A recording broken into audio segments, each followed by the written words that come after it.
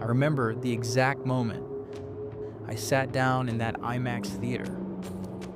The lights dimmed, the screen lit up, and within seconds, I forgot where I was.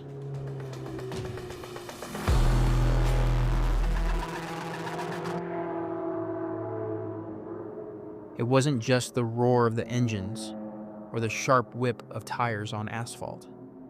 I've heard that before. It was the feeling that I was in the car. Like somehow, I had been strapped into the cockpit next to Brad Pitt and was about to take a ride through one of the most visceral, cinematic experiences I've ever had. And the wildest part? Some of what I was watching was AI, but not the kind you expect. Not robots replacing actors or synthetic worlds made from scratch. This was something different, something smarter. This was AI and technology working behind the scenes, so seamlessly you don't even notice it's there. And that's what made it powerful. So today, I want to talk about how F1, the Brad Pitt-led racing film, isn't just a racing movie.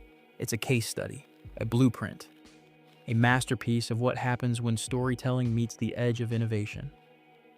The film was directed by Joseph Kosinski, the same guy who brought us Top Gun: Maverick.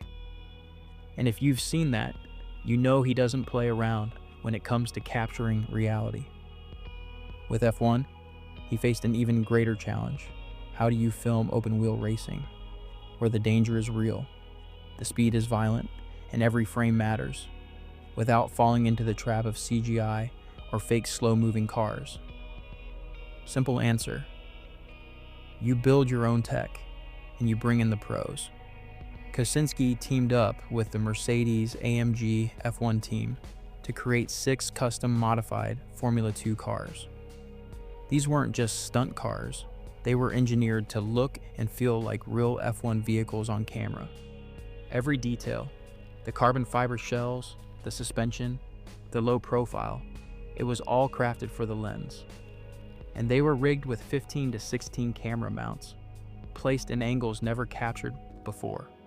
Nose, side pod, roll hoop, even the back of the halo.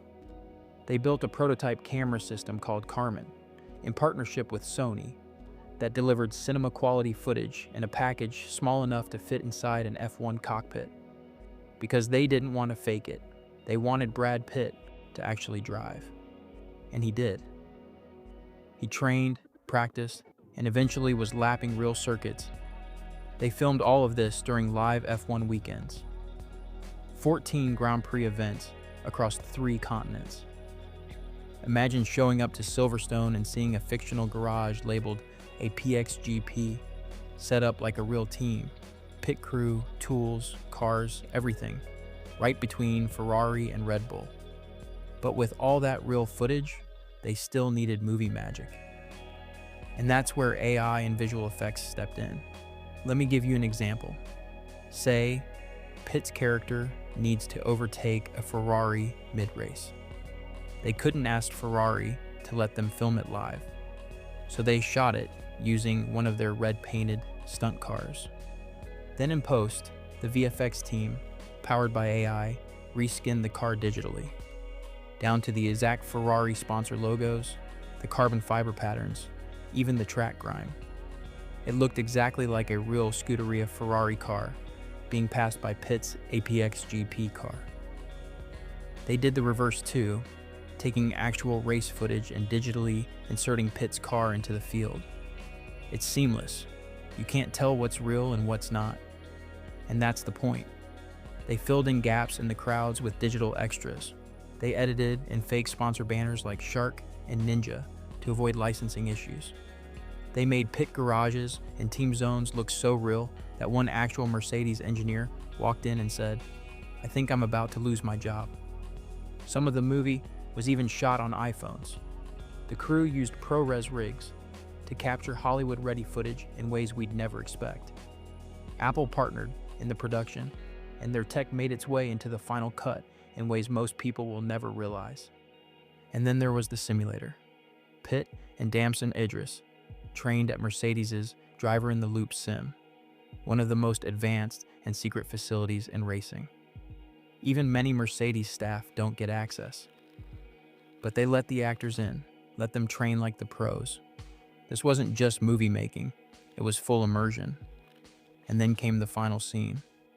And don't worry, I won't give it away, but it was actually filmed after the real 2024 Abu Dhabi Grand Prix, once it had ended. This film showed us something bigger than fast cars and action scenes. It showed what happens when story, innovation, and artistry collide. AI didn't replace creativity here, it elevated it. It helped build an experience so immersive, so believable, that we didn't question what was real. We just felt it. And that's the future I want to be a part of. If you haven't seen F1 yet, go watch it.